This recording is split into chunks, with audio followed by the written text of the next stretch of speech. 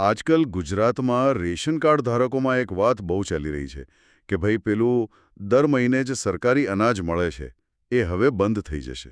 હા, અને એની જગ્યાએ બધાને મહિને 1000 રૂપિયા રોકડા મળશે એવી પણ વાત છે. બરાબર. આ વાત આમ તો ઘણા લોકોના કાને પડી છે અને થોડી ચિંતા પણ ઊભી થઈ છે. ખરેખર. તો આજે આપણે જે સ્ત્રોત પર વાત કરવાના છીએ એ એક YouTube વિડીયોનું વિશ્લેષણ છે, જેમાં આ દાવાની ઊંડાણપૂર્વક તપાસ કરવામાં આવી છે. અચ્છા, તો આપણો હેતુ એ છે કે આ સ્ત્રોતમાં જે પુરાવા અને તર્ક આપ્યા છે એના આધારે સમજીએ કે આ અફવામાં કેટલી સચ્ચાઈ છે અને ખરેખર સ્થિતિ શું છે. ચોક્કસ. આપણે એ જોવાનું છે કે સરકારી પગલાં આ અફવાને ટેકો આપે છે કે પછી એને નકારે છે. તો ચલો સીધા મુદ્દા પર આવીએ. આ સ્ત્રોત શું કહે છે આ 1000 રૂપિયાવાળી વાત વિશે?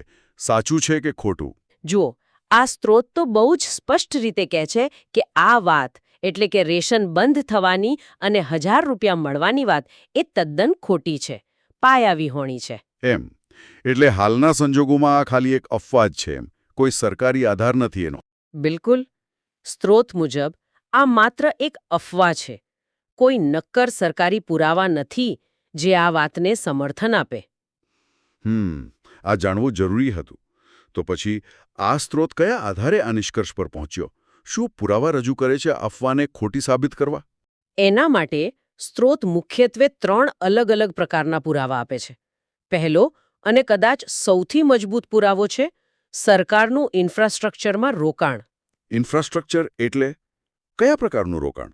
અનાજના સંગ્રહ માટે. સ્ત્રોત જણાવે છે કે સરકાર દેશભરમાં અનાજ સાચવવા માટે નવા મોટા સાયલો બનાવી રહી છે. સાયલો? અચ્છા, પેલી મોટી ટાંકીઓ જેવો હોય છે ને અનાજ ભરવા માટે? હા, બરાબર. અનાજને લાંબા સમય સુધી અને વધુ સુરક્ષિત રીતે સાચવવા માટેના આધુનિક ગોદામો કહી શકાય. તો પછી સ્ત્રોતનો તર્ક એવો છે કે જો સરકારને ભવિષ્યમાં અનાજ આપવાનું જ બંધ કરવું હોય તો આટલા મોટા ખર્ચે નવા સ્ટોરેજ યુનિટ બનાવવાનો મતલબ શું? બરાબર. એ જ પોઈન્ટ છે. સ્ત્રોત ઉદાહરણ પણ આપે છે.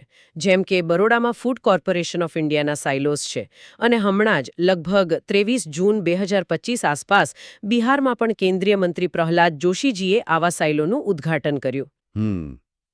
આટલું મોટું રોકાણ તો એ જ બતાવે કે સરકાર લાંબા ગાળાનું વિચારી રહી છે આ અનાજ વિતરણ માટે. ચોક્કસ. આ પહેલો પુરાવો થયો. બીજો પુરાવો છે વિતરણ પ્રણાલીમાં ટેકનોલોજીનો ઉપયોગ અને સુધારા. જેમ કે અન્નચક્ર જેવી સિસ્ટમ.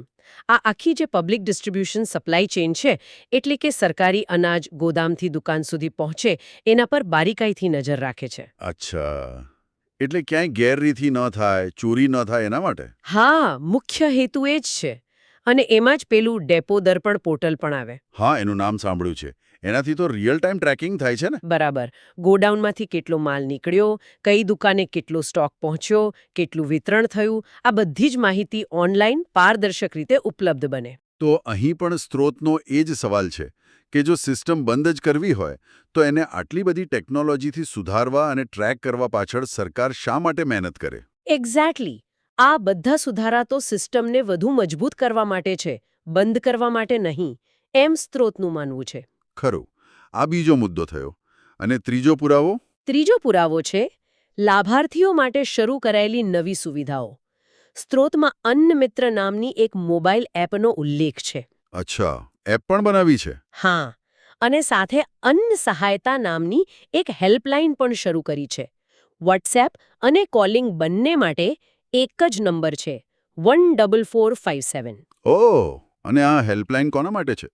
આ ખાસ કરીને પ્રધાનમંત્રી ગરીબ કલ્યાણ અન્ન યોજના એટલે કે PMGKAY ના લાભાર્થીઓ માટે છે. તમને ખ્યાલ હશે, કોવિડ સમયથી જે વધારાનું મફત અનાજ મળે છે એ યોજના. હા. તો એ લાભાર્થીઓને કોઈ ફરિયાદ હોય, કોઈ પ્રશ્ન હોય કે કોઈ સૂચન આપવું હોય તો એના માટે આ ખાસ વ્યવસ્થા ઊભી કરી છે. એટલે અહીં પણ એ જ વાત આવી કે જો યોજના બંધ જ કરવાની હોય તો પછી લાભાર્થીઓની ફરિયાદ સાંભળવા માટે નવી હેલ્પલાઇન શા માટે શરૂ કરે? બરાબર. તો આ ત્રણેય મુદ્દા, નવા સ્ટોરેજમાં રોકાણ, ટેકનોલોજીથી સિસ્ટમનું અપગ્રેડેશન અને લાભાર્થીઓ માટે સપોર્ટ સિસ્ટમ, આ બધું એક જ દિશામાં ઇશારો કરે છે. કઈ દિશામાં? કે સરકાર હાલમાં અનાજ વિતરણ વ્યવસ્થાને બંધ નથી કરી રહી. ઉલટાનું એને વધુ મજબૂત, વધુ સુરક્ષિત અને વધુ પારદર્શક બનાવી રહી છે. એટલે પેલી 1000 રૂપિયાવાળી વાત સ્ત્રોત મુજબ માત્ર અફવા છે. તો આજના આ વિશ્લેષણનો સાર એ જ નીકળે છે કે આપણે જે સ્ત્રોતની ચર્ચા કરી એના મતે રેશન બંધ થવાની અને 1000 રૂપિયા મળવાની વાતમાં અત્યારે કોઈ દમ નથી. એ માત્ર એક અફવા છે. હા, સરકારના જે પગલાં દેખાઈ રહ્યા છે, નવા સાઇલો હોય, ડિજિટલ ટ્રેકિંગ સિસ્ટમ હોય કે પછી લાભાર્થીઓ માટેની હેલ્પલાઇન હોય, એ બધું તો એ જ બતાવે છે કે જાહેર વિતરણ વ્યવસ્થા ચાલુ રહેશે અને એને સુધારવામાં આવી રહી છે. બરાબર. પણ અહીં એક વિચારવા જેવો મુદ્દો પણ છે જેના પર સ્ત્રોત ધ્યાન દોરે છે. કયો મુદ્દો? કે ભલે હાલ રેશન બંધ થવાની વાત ખોટી છે, પણ સરકાર જે રીતે આખી સિસ્ટમનું ડિજિટલાઇઝેશન કરી રહી છે, ડેપો દર્પણ, અન્ન મિત્ર એપ અને બધું ઓનલાઈન લાવી રહી છે. હા, એનાથી ભવિષ્યમાં શું ફેરફાર આવી શકે એ જોવું રહ્યું. બરાબર. શું આ ડિજિટલ ભારને કારણે ભવિષ્યમાં આ જાહેર વિતરણ પ્રણાલી એટલે કે પીડીએસનું સ્વરૂપ બદલાશે? શું વિતરણની રીત બદલાશે? શું લાભાર્થીઓની ઓળખ વધુ ચોક્કસ બનશે? ખરું. આ ડિજિટલાઇઝેશન ભવિષ્યમાં કેવા પરિવર્તનો લાવશે એ એક મોટો પ્રશ્ન છે જેના પર નજર રાખવી જોઈએ. પણ અત્યારની વાત કરીએ તો સ્ત્રોત સ્પષ્ટ કહે છે કે યોજના ચાલુ છે, રેશન બંધ નથી થઈ રહ્યું. ચોક્કસ. તો આશા રાખીએ કે આ ચર્ચાથી ઘણા લોકોના મનમાં જે ગૂંચવણ હતી તે દૂર થઈ હશે.